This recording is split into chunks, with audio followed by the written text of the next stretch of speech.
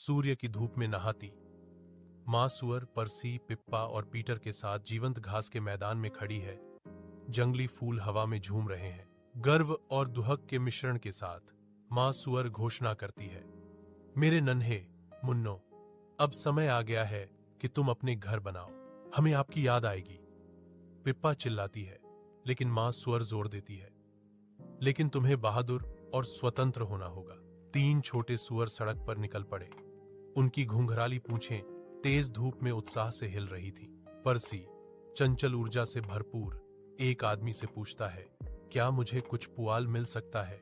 आदमी जवाब देता है, जरूर तुम कर सकते हो। और पर्सी जल्दी से तिनके से एक आरामदायक छोटा घर बनाता है। बड़ा बुरा भेड़िया पीटर के ईंट के घर पर आता है और दस्तक देता है। अंदर तीनों सुअर डर से चीखते हैं। भेड़िए ने गुर्राते हुए कहा, छोटे सुअरों, मुझे अंदर आने दो।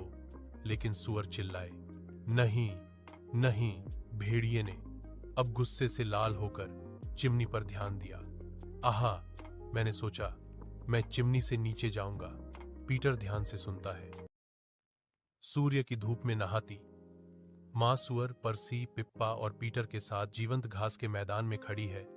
जंगली फूल हवा में झूम रहे हैं। गर्व और दुहक के मिश्रण के साथ माँ सुअर घोषणा करती है, मेरे नन्हे मुन्नो, अब समय आ गया है कि तुम अपने घर बनाओ, हमें आपकी याद आएगी।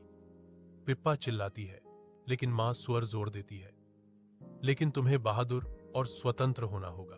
3 छोटे सुअर सड़क पर निकल पड़े। उनकी घुंघराली पूंछें तेज धूप में उत्साह से हिल रही थी।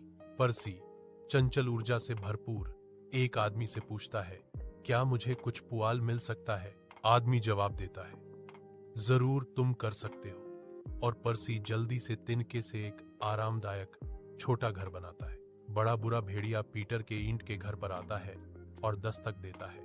अंदर तीनों सुअर डर से चीखते हैं। भेड़िए ने गुर्राते हुए कहा, छोटे सुअरों, मुझे अंदर आने दो।